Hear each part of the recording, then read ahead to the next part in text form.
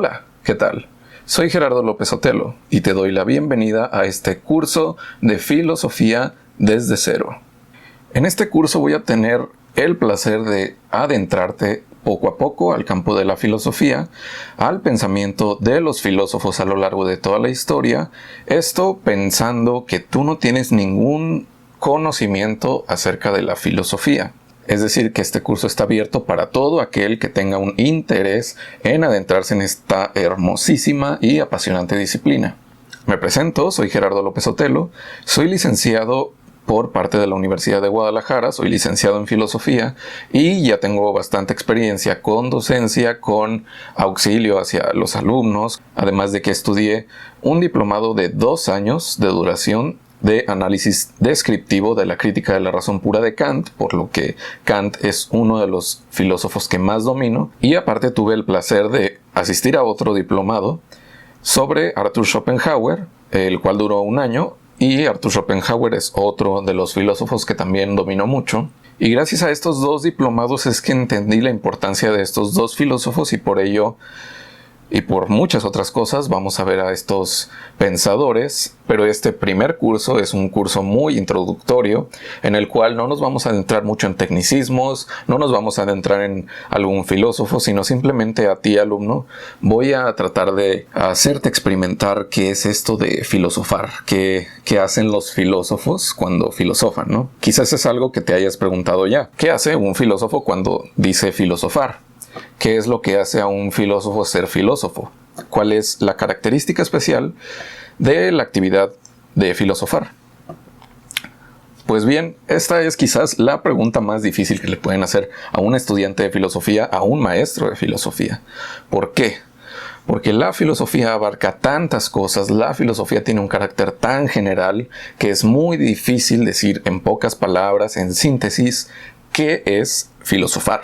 Así que en lugar de darte una definición de qué es la filosofía o cómo se filosofa, quiero en esta primera sesión tratar de inmiscuirte un poco acerca de las dudas que se hace la filosofía y de hecho tengo una tarea bastante ambiciosa, pero creo que vamos a poder lograrlo con un poco de esfuerzo, que es vamos a filosofar.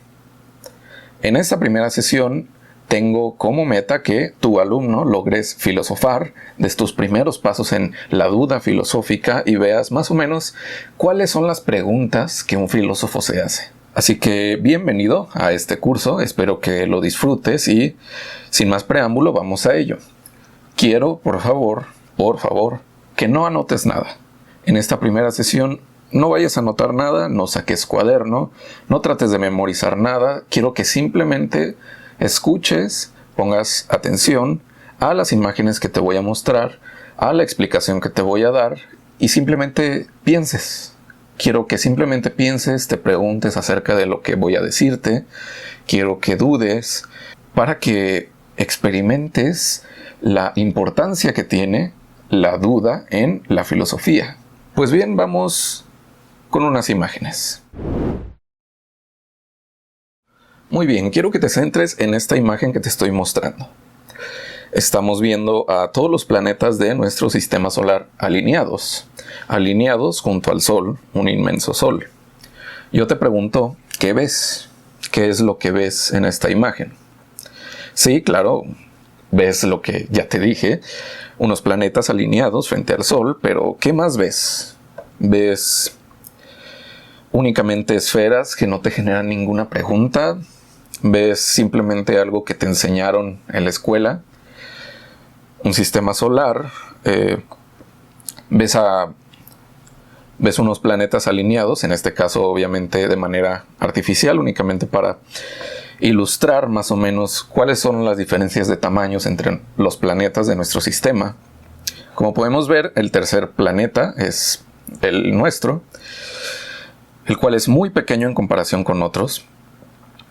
Y de ahí en más, ¿qué más ves? ¿Te quedas simplemente con eso? ¿Con una mera descripción superficial de lo que estás viendo aquí? ¿Te quedas contento únicamente con que te digan que existen estos planetas, funcionan de esta manera, giran sobre su órbita, tardan cierto tiempo en darle la vuelta al Sol y ya. O si hacemos un pequeño esfuerzo podemos preguntarnos más cosas. Por ejemplo, ¿por qué nuestro planeta está a la distancia perfecta para que se generara vida en él? ¿Por qué nuestro planeta está a la distancia perfecta para que en 365 días le demos la vuelta al Sol? En esos 365 días hayan 4 estaciones del año. En esas 4 estaciones del año podamos sembrar, podamos cosechar, podamos guardar nuestros alimentos, podamos hibernar. ¿Por qué los demás planetas están a una distancia perfecta para no chocar unos con otros? ¿Por qué el Sol tiene esa magnitud? ¿Por qué tiene esa temperatura? ¿Por qué esta temperatura es tan perfecta como para que posibilite que nosotros sobrevivamos en nuestro planeta? Ya empezamos a hacernos algunas preguntas. Pareciera que encontramos en todo este conjunto de esferitas un sistema funcional, un sistema coherente, un sistema que permite que en la Tierra haya vida. Si nos quedamos únicamente con una explicación científica, por así decirlo, podríamos decir que todo nació a través de una explosión. Si nos quedamos con una explicación más bien religiosa, enfocándonos en la explicación cristiana, por ejemplo, el mundo fue creado. Fue creado, la Tierra fue creada. Y sin embargo, ¿qué hay más allá? ¿Por qué en el caso de la explicación científica todo se alineó tan perfectamente como para que estemos hoy aquí?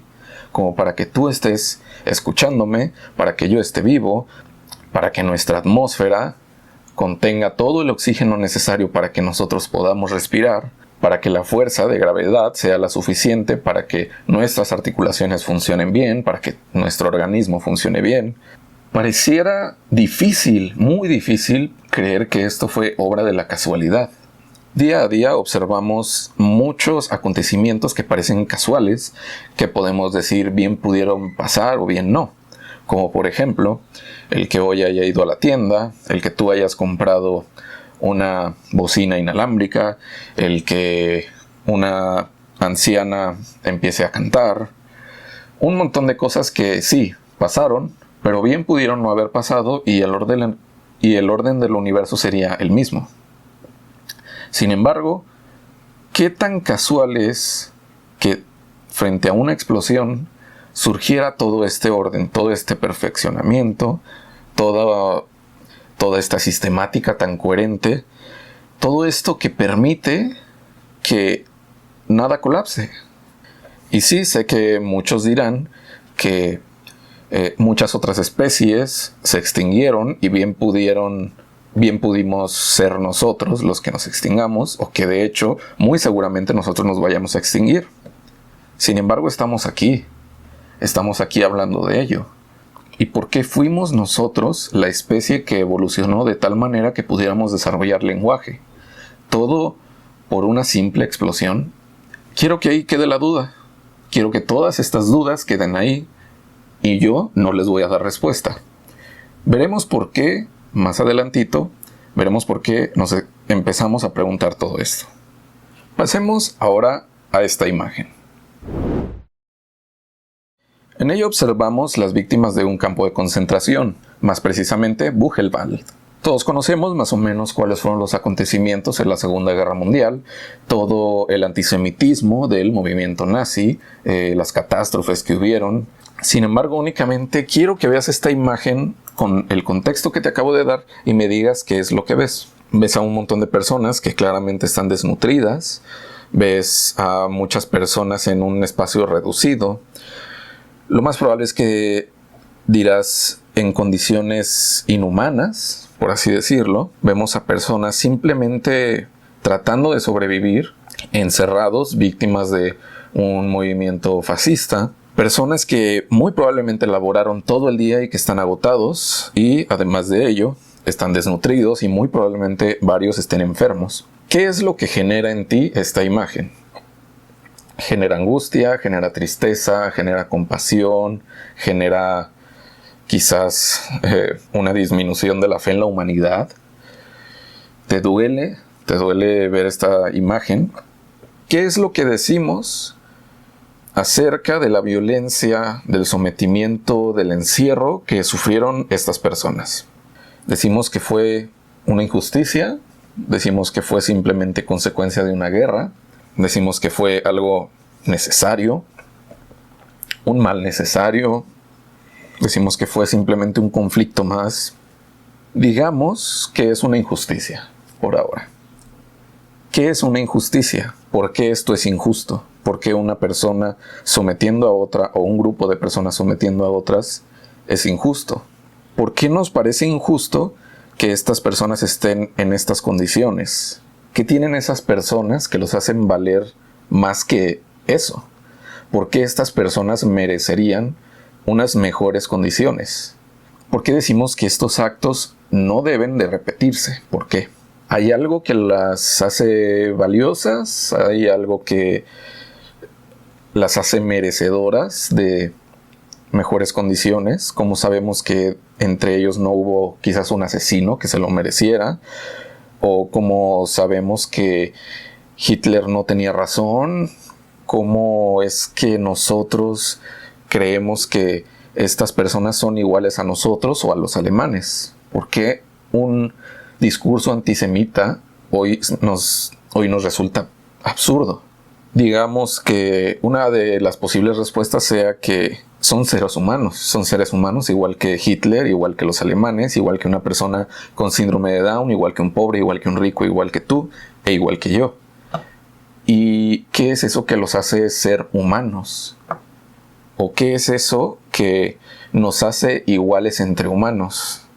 Una posible respuesta es la dignidad humana. ¿Y qué es la dignidad humana?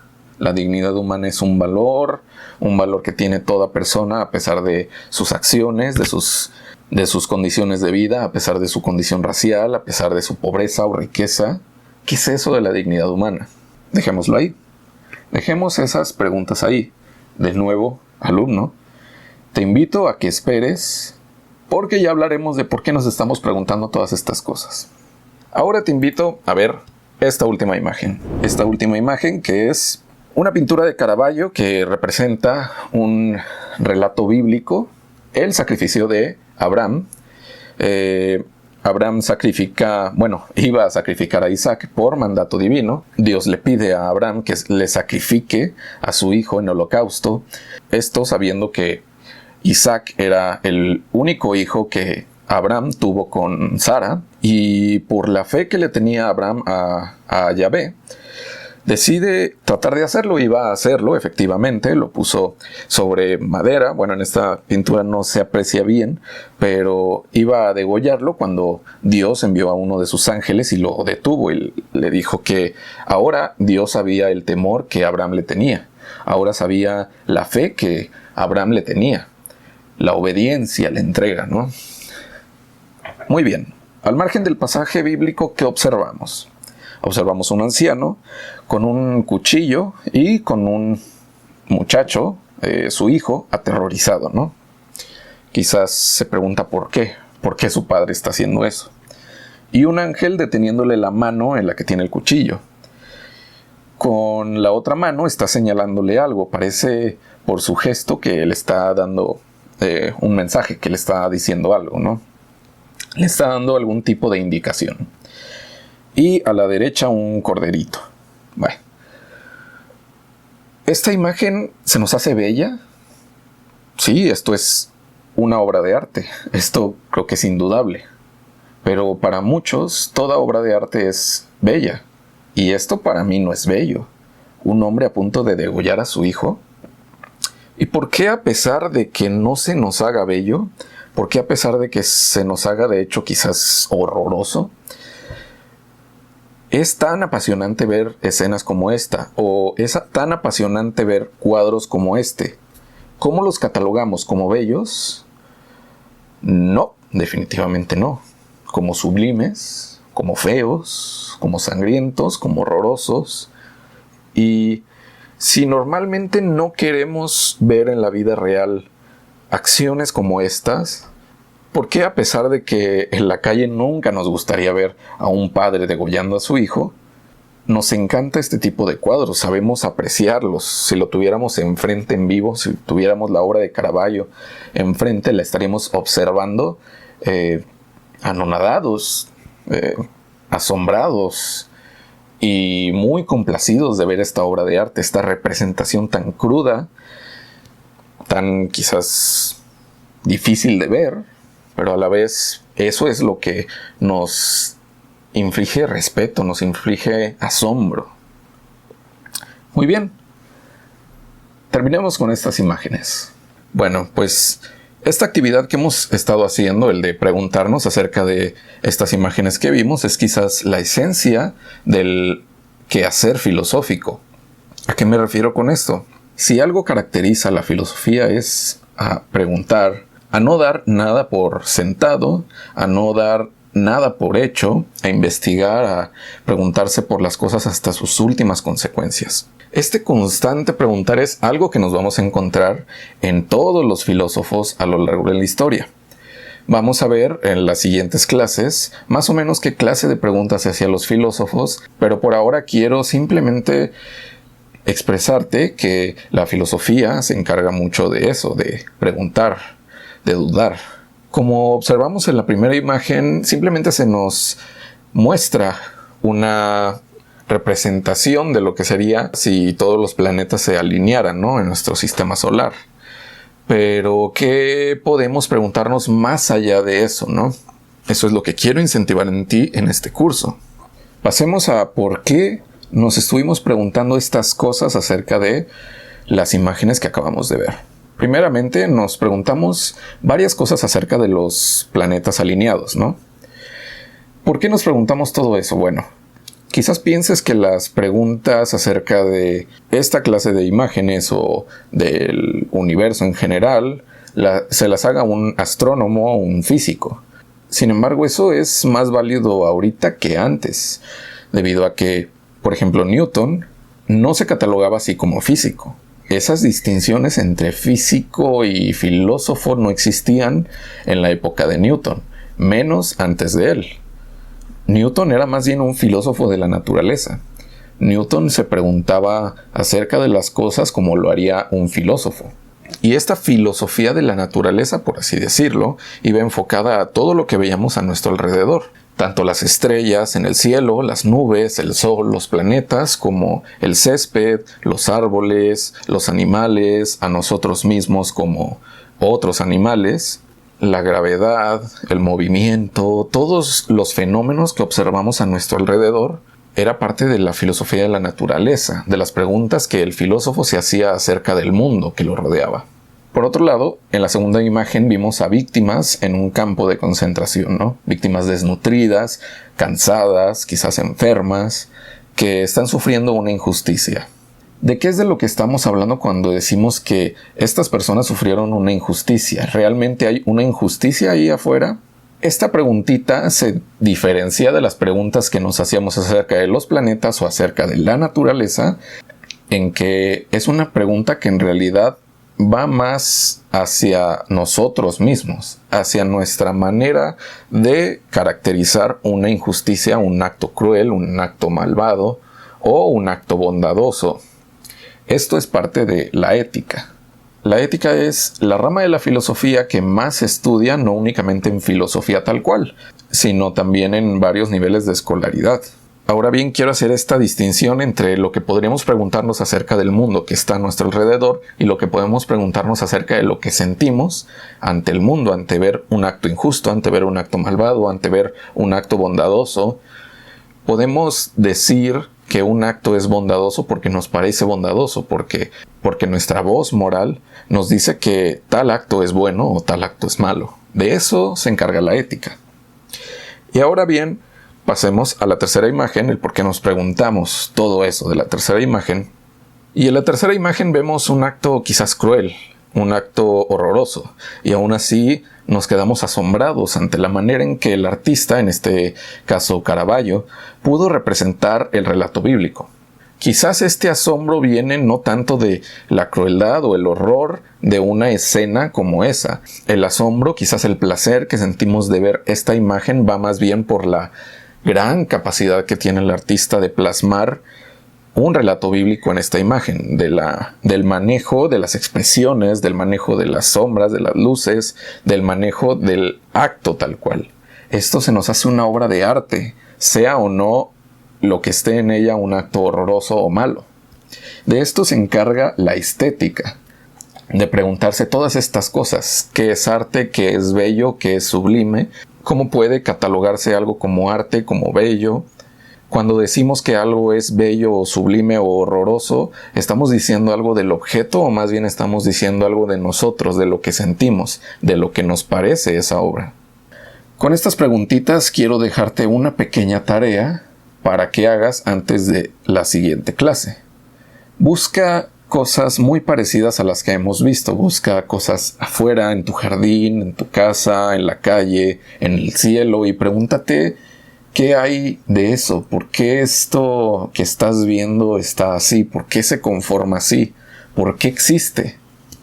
También quiero que te preguntes qué pasa cuando tú observas un acto malvado, como un robo o una agresión física. ¿Ante qué acto sientes tú algo dentro de ti que te dice: eso está muy bien, me siento complacido porque esa persona haya dado limosna al pobre? O me siento muy mal, siento una impotencia porque esa persona golpeó a un perro o a su hijo. Y también quiero que vayas y busques alguna obra de arte, la que sea, la que tú quieras. Si te gusta algún artista en específico, ve a esa obra y pregúntate qué es lo que estás diciendo de la obra, qué es lo que la obra te transmite, qué clase de obra es una obra bella, es una obra sublime, es una obra fea, qué te parece esa obra. Pregúntate también, cuando estés describiendo la obra, si estás describiendo algo de la obra o estás describiendo qué te parece a ti. Pregúntale a otras personas qué les parece la obra y ve si sus características coinciden. Y en general, de ahora en adelante te voy a sugerir que te preguntes de todo, que te preguntes sobre tus creencias, sobre tus acciones, sobre tus costumbres. Pregúntate qué crees de ti mismo, qué crees de los demás, qué crees de los políticos, qué crees de la religión, qué crees de la moral, qué crees de tu vecino, qué crees de tu perro, qué crees del cielo, qué crees de la existencia. Ejercita esto todo lo que puedas, todo lo que puedas. Esa es la tarea que te dejo. Pregúntate acerca del mundo y pregúntate acerca de ti mismo. Conforme vayas ejercitando esta acción de preguntarte, vas a irte asombrando de descubrir todo aquello que te rodeaba o todo aquello que tenías en tu interior que desconocías y que nunca habías puesto en cuestionamiento. Que ojo, esto no es nada de coaching ni de autoayuda. La filosofía no se encarga de hacernos feliz. La filosofía se encarga de buscar la verdad. Pero para buscar la verdad antes hay que dudar. Hay que poner una pregunta ahí. Y cuando vayas a preguntarte y preguntarte por el mundo, por la realidad o lo que tú llamas realidad, y cuando descubras todo lo que ignoras y todo lo que probablemente sigas ignorando el resto de tu vida, vas a asombrarte. Vas a asombrarte y vas a quedarte boquiabierto. Ese es el asombro que tiene el filósofo. El filósofo tiene la actitud de asombrarse ante lo que ve, porque entre cada cosa que observa surge una nueva duda. Puede surgir una nueva duda de todo lo que está a nuestro alrededor, de todos nuestros actos, de todo lo que sentimos, de todo el mundo, de todo lo que llamamos realidad. Esta primera sesión, en la que no escribiste nada, en la que simplemente me escuchaste, en la que simplemente pusiste atención y viste las imágenes que te mostré, filosofamos. Filosofamos porque nos preguntamos acerca de lo que observábamos, al igual que un niño se pregunta por lo que está a su alrededor, por lo que toca, por lo que saborea. Esa es la actitud que debes de tener al estudiar filosofía. Esa es la actitud que vas a observar en los filósofos. Los filósofos no dejan nada por sentado. Los filósofos no dan pauta a dogmas. Los filósofos se encargan de preguntar y preguntar y preguntar por las cosas que parecerían evidentes y, tras un poco de análisis, tras un poco de reflexión, observan que no lo son. Y bien, por último, simplemente resumirte que en esta sesión nos preguntamos acerca de unas imágenes. En primer lugar, nos preguntamos acerca de los planetas alineados, bueno, una representación de ellos. Nos preguntamos sobre lo injusto que fue el sufrimiento de las víctimas del Holocausto, como muchas otras víctimas. Y nos preguntamos acerca de una obra de arte y de lo que pensábamos acerca de esta obra de arte. Cada una de estas imágenes forman parte del estudio o entrarían en el estudio de algunas ramas de la filosofía. Por ejemplo, la primera imagen, que tiene que ver con cómo conocemos el mundo, qué vemos en el mundo, qué hay en el orden del mundo. De eso se encargarán los filósofos antiguos preguntándose por el orden del cosmos, ¿no? Uno de ellos, por ejemplo, fue Aristóteles, quien veía al mundo como un conjunto de objetos que tenían una finalidad, que tenían un para qué. Por otro lado, en la imagen que vimos acerca del campo de concentración, nos hicimos preguntas pertinentes a la ética. Y en la obra de arte nos hicimos preguntas pertinentes a la estética. Estas son algunas de las ramas de la filosofía. Sin embargo, a lo largo de la historia de la filosofía han cambiado estas ramas. Y por eso la siguiente clase voy a tratar de darte un panorama acerca de las ramas de la filosofía. Vamos a ver cuáles son estas ramas, cuáles han cambiado, qué disciplinas pertenecían a la filosofía y ahora son independientes, cuáles otras tratan de ser independientes pero todavía son catalogadas como filosofía. Eso es lo que veremos la siguiente clase. Y bueno, espero que te haya gustado esta primera sesión. Espero que te hayan surgido algunas dudas acerca de las imágenes que vimos o de otras cosas que te hayan venido a la mente. Y ojalá que puedas ejercitar ese musculito mental que es el dudar. Duda acerca de lo que te rodea. Duda acerca de lo que haces. Duda de todo. Atrévete a dudar.